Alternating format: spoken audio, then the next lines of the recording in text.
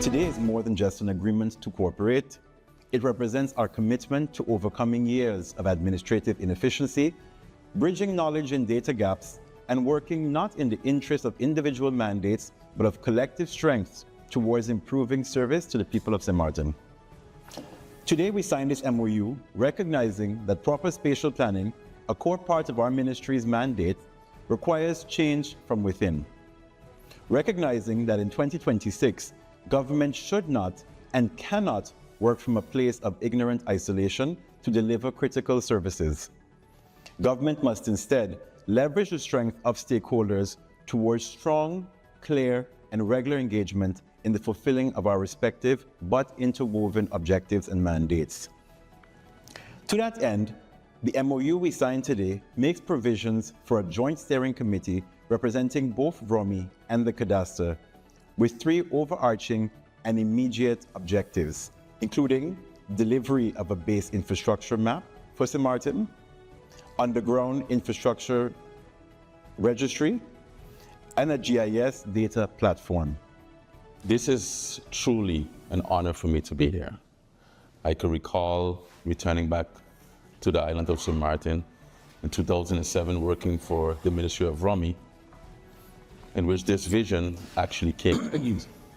A vision of working together, doing something on a continuous basis, on a structural basis, to improve not only the technical aspect of living in St. Martin, but to have an added value for improving our daily lives.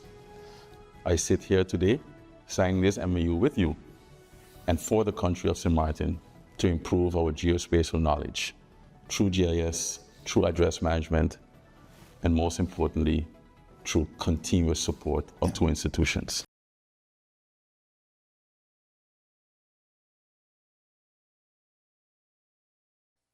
That 2 nations can share one landmass, one community, and one future. Our people move freely between both sides. Our economies are intertwined, and our cultures have grown together over time. The border that runs across this island is often invisible in the daily lives of the people who live here. For many families on this island, the connection between the French and the Dutch side is not an abstract idea. It is simply how life has always been lived. My own family reflects this reality. My grandmother was of Vlon, from the Dutch side of the island. My grandfather was a Tackling, from the French side of the island. Like many families here, our roots cross the border naturally and seamlessly. This is the story of our island. Long before governments signed agreements, our people were already living here as one community. Today's treaty simply reflects the same spirit of cooperation, but in a modern context. Just as our families have long lived across both sides of the island, our institutions must work together to protect the shared home that we call St. Martin and St. Martin. Yet, while the border on land has long symbolized cooperation, the sea surrounding our island presents a different reality. The waters around us connect St. Martin and St. Martin to the wider Caribbean. They are vital to our economy, our tourism, and our regional connections. At the same time, these waters form part of a broader maritime environment where transnational crime continues to pose serious challenges. Criminal networks do not recognize borders, and certainly not the lines of jurisdictions at sea. That is precisely why cooperation at sea is so important. For many years, authorities on both sides of the island have worked closely together to address these realities. Operational cooperation between our law enforcement services, coast guards, and maritime authorities has become an essential element in protecting our communities. The agreement that we signed today strengthens that cooperation. The Hot Pursuit Treaty establishes a clear legal framework that allows authorities from both sides to continue the pursuit of suspects across maritime boundaries when necessary. In practical terms, it ensures that those who engage in criminal activity cannot evade accountability simply by crossing from one jurisdiction into another. It closes a gap that criminals have too often relied upon. But beyond the legal framework, this treaty also carries symbolic significance.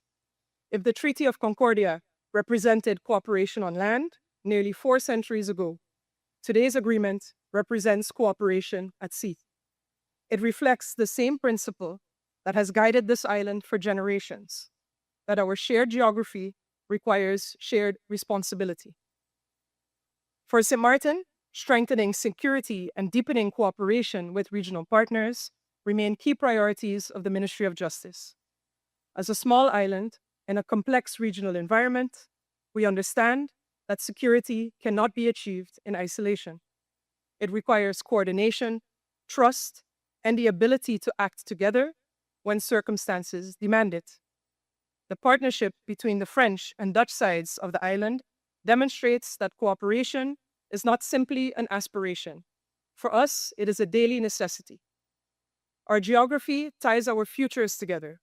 Progress on one side of the island contributes to stability on the other side of the island. Safety, prosperity, and resilience therefore depend on our ability to work as partners. I would like to take a moment to recognize the many professionals and institutions who have worked behind the scenes to bring this agreement to fruition. Agreements of this nature require careful legal preparation, diplomatic cooperation, and operational planning. Their dedication has made this possible today. I would also like to recognize the Dutch Caribbean Coast Guard and the French Maritime Services, whose daily cooperation at sea gives real meaning to agreements such as this one. Their professionalism and commitment play a vital role in keeping our waters safe. Today's signing sends a clear message. The French side and the Dutch side of this island stand together in protecting our maritime space. We stand together in confronting transnational crime, and we stand together in safeguarding the future of our island. Because here on Saint Martin and Saint Martin, cooperation is not simply a policy choice. It is the foundation of our shared security and the continued strength of our island.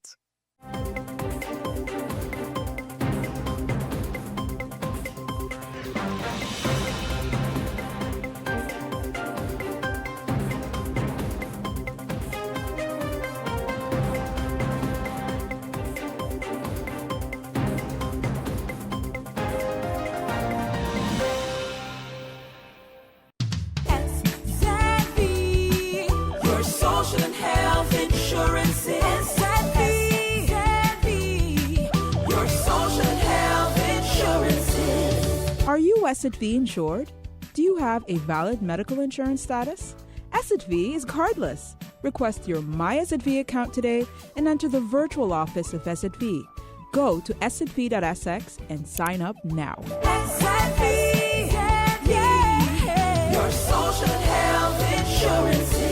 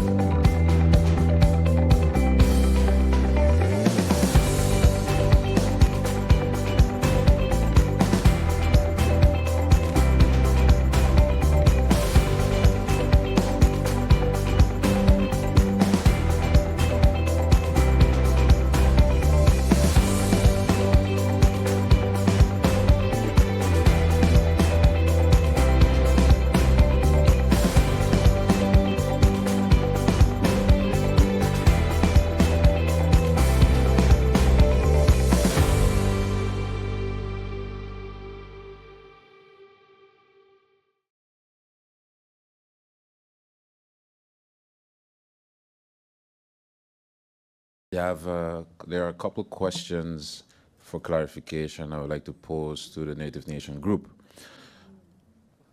The presentation projects about 150 million in tax revenue within 5 years of an industry worth 209 million in year one. What specific data was used to estimate the size of the local demand market for St. Martin? And was this based on actual consumption data or extrapolated from foreign jurisdictions? Because we're here, basically this meeting is one of the meetings for educating the public on the benefits of this legislation and this industry. And it would seem like some of the numbers were more project-based than St. Martin specific. So I would like to know where did that data come from? Also, the projections assume that 30% tourism, there's a 30% tourism increase and a market of some 90 million tourists cannabis spending. Which jurisdictions, because I saw there were some examples and a list, which jurisdictions with similar population size and tourism profile have experienced that level of increase after legislation? So comparable to St. Martin. Also, similar to what my colleague just spoke on, Caribbean banks are extremely sensitive to AML and CFT compliance. The presentation mentioned that the ECCB involvement, it was mentioned, but I didn't see anything in the presentation stating that bank guarantees were given. So what guarantees exist that the St. Martin industry will not, cannabis industry, would not face compliance risk or reputational issues? Also, the presentation states that a new regulatory body will oversee the industry. So who appoints these members? What are the safeguards against political interference? And what independence does that body or commission truly have from government? Also, if you're looking at public health, I didn't see any long-term healthcare costs attributed to this legislation or industry anywhere in the presentation. So if government legalizes cannabis and later public health impact increases, such as addiction treatment or mental health cases, which institute bears the cost? And has a long-term healthcare cost analysis been done? Because the 3% of which my colleague just mentioned was also in the presentation, that's proven, that can be expected. And a rough estimate, 50,000 people on the Dutch side alone, 3%, we talk about 1,500 people. If you look at the institutes we have right now, for example, Turning Point is there for addiction purposes and substance abuse, etc. They have a handful of rooms. So if we can already project in this presentation that we could expect 1,500, increase of 1,500, or however you want to put it, what preparatory steps are being taken as it pertains to that risk? Because also, I saw multiple lists of, one or two lists of stakeholders, but then I saw a separate list of work groups, or people in the work group, of the work group. And in the stakeholder side, I saw that mental health and Turning Point were part of the key stakeholders, but I didn't see any, when I saw the list of the work groups, I didn't see any representatives from those stakeholders in the work groups. So maybe I stand to be corrected. If so, I would like to be corrected. But if not, the question is, why weren't any professionals from these institutes part of the work groups? And it was also stated that the feedback from the key stakeholders were taken and we went back to the drawing board and plans were developed based on the feedback given. I would like to know what was the feedback given from the Mental Health Foundation and the Turning Point Foundation, and how were those feedback, the feedback given, taken up into the plan, and what was done to remedy that feedback. Also, when we look at the economic risks, How will the framework prevent market concentration where large investors dominate the industry, leaving local entrepreneurs, local farmers dependent rather than empowered? Because I saw a part where the 100% purchase was guaranteed. So if that can be more explained, is it 100% guaranteed from a single entity, multiple entities? And if it's from a single entity, goes back to my initial question, how are the farmers or local farmers not made dependent on such? Because if they're dependent, that's also a future potential risk as well.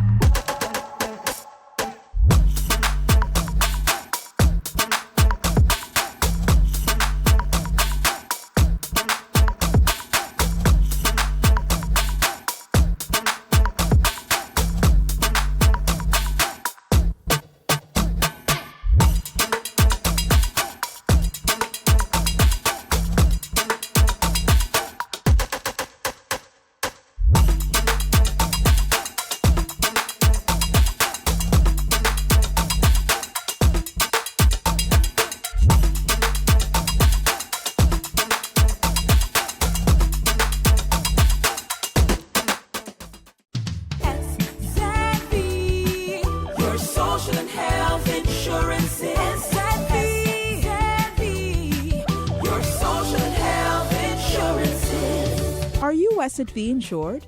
Do you have a valid medical insurance status? SXV is cardless. Request your My SXV account today and enter the virtual office of SXV. Go to sxv.sx and sign up now. SXV, yeah. Your social health insurances.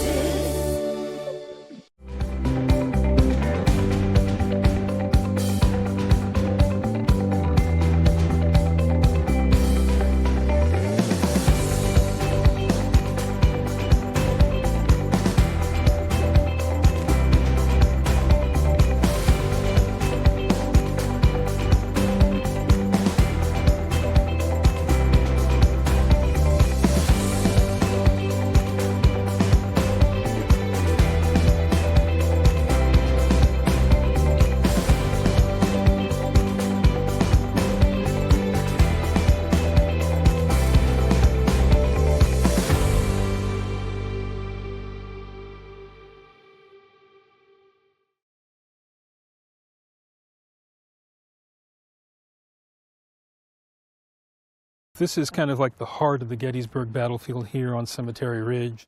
On the hallowed grounds of Gettysburg, Pennsylvania, where in early July 1863 there were as many as 51,000 American casualties, the worst of the Civil War, Alan Spears discovered a story he hadn't known. I had to come here, 10, 11, 12 times before I actually walked past the interpretive marker that told me about Abraham Bryan and his family. Growing up in nearby Washington, D.C., Spears early on discovered a love of bullets and bayonets. But in his 20s, he spotted a sign that led him to a different story. This parcel had once been home to Abraham Bryan, a free African American who fled as Confederate forces approached ahead of the battle. You've got the house and barn of a free African American. You've got the 11th Mississippi Infantry Regiment fighting for the cause that they believed in, using that house and barn as a guide-on point. Abraham Bryan and his family left here because they were afraid that they might be captured by Confederate forces and sent south into slavery. It's almost the entire history of America and the American Civil War just captured in a few acres. Those were the Confederate positions on Friday, July 3rd. Spears works in cultural affairs at the National Park Conservation Association, a nonprofit that advocates for the parks. And he worries that this is exactly the kind of history now at risk under the Trump administration. There are some folks who feel like, in the name of combating diversity, equity, and inclusion, in the name of fighting or combating or pushing back against wokeness, that we have to restore our history to a point where it simply celebrates everything that's happened in this country. And if you have challenging elements of our history, the forced removal of indigenous people and tribes, the issue of slavery, emancipation, the civil rights movement, those sorts of things, those elements complicate our national narrative. Last year, President Trump signed a flurry of executive orders related to DEI, including this one, restoring truth and sanity to American history. Over the past decade, it says, Americans have witnessed a concerted and widespread effort to rewrite our nation's history, replacing objective facts with a distorted narrative driven by ideology rather than truth. The order directed Interior Secretary Doug Burgum to, quote, ensure that all public monuments, memorials, statues, and markers focus on the greatness of the achievements and progress of the American people, and the beauty, abundance, and grandeur of the American landscape. Burgum ordered a review of sites across the country and asked visitors to report any information that may violate Trump's order.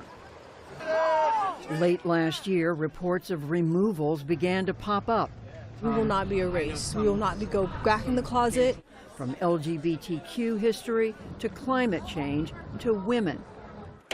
Perhaps most visibly at Philadelphia's Independence National Historical Park, once home to George Washington and his wife Martha.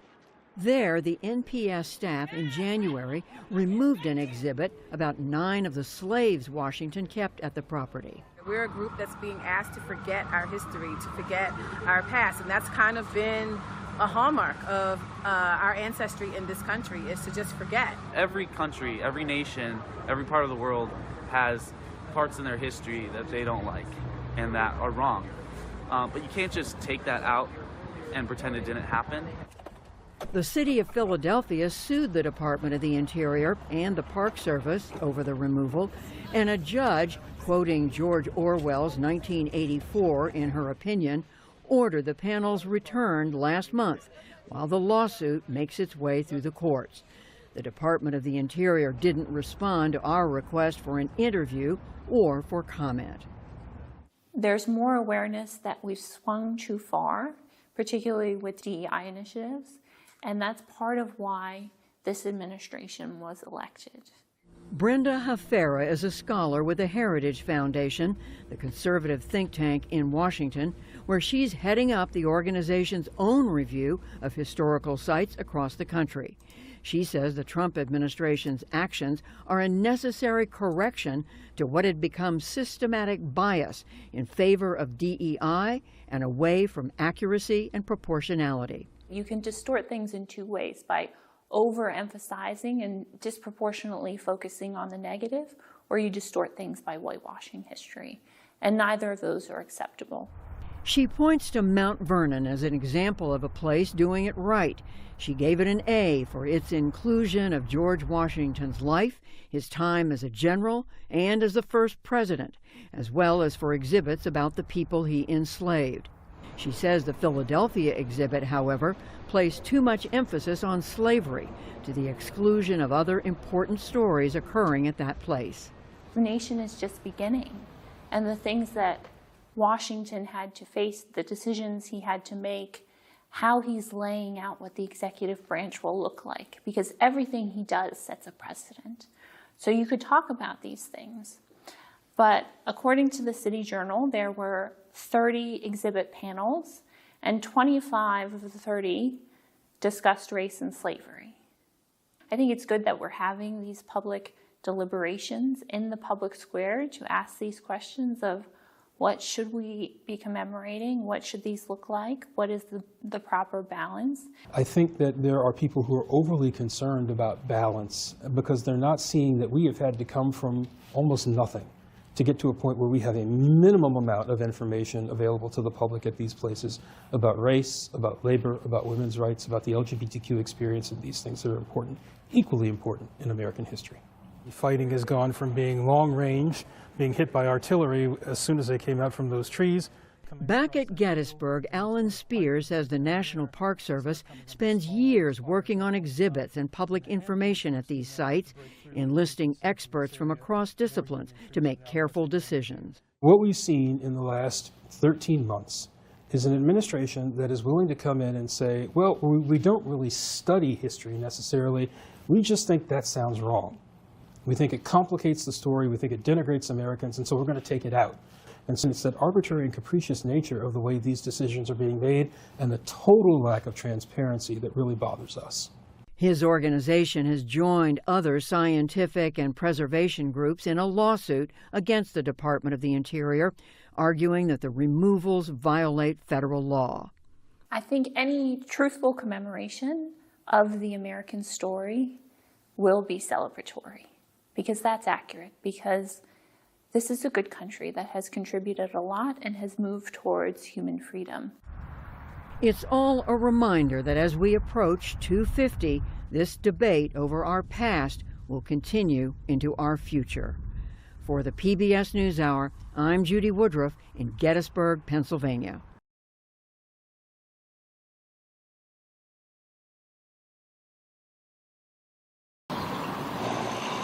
At first glance, life in Cuba's capital of Havana feels familiar.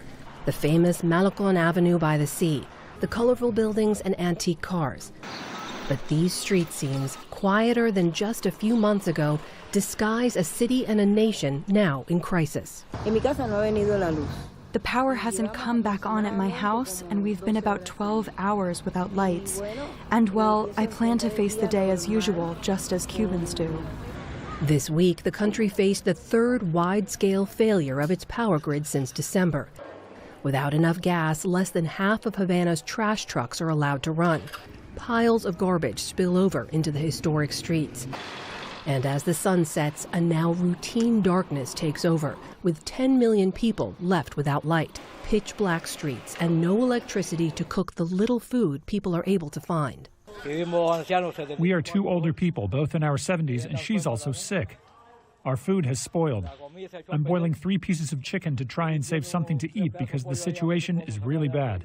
Really bad, really bad. We have nothing left. We're doing really bad, and I just want to die so I can get some rest from this country. May God forgive me for speaking like this. Cuba has long dealt with blackouts, a system hampered by an aging power grid, U.S. sanctions, and fuel shortages was further crippled after an American raid in Venezuela, Cuba's ally, led to a total energy blockade and to ramped-up threats from President Trump. Taking Cuba, I mean, whether I free it, take it, I think I could do anything I want with it. You want to know the truth? They're a very weakened nation right now. A message echoed by Secretary of State Marco Rubio. So they're in a lot of trouble. And the people in charge, they don't know how to fix it. So they have to get new people in charge. Back on the island, anxiety about what comes next. What will happen to Cuba, the world asks. And we're also here at this moment saying to ourselves, what will happen to us. But I truly believe, there will be dialogue and understanding. This is our SXM Daily Newscast. Thank you for joining us.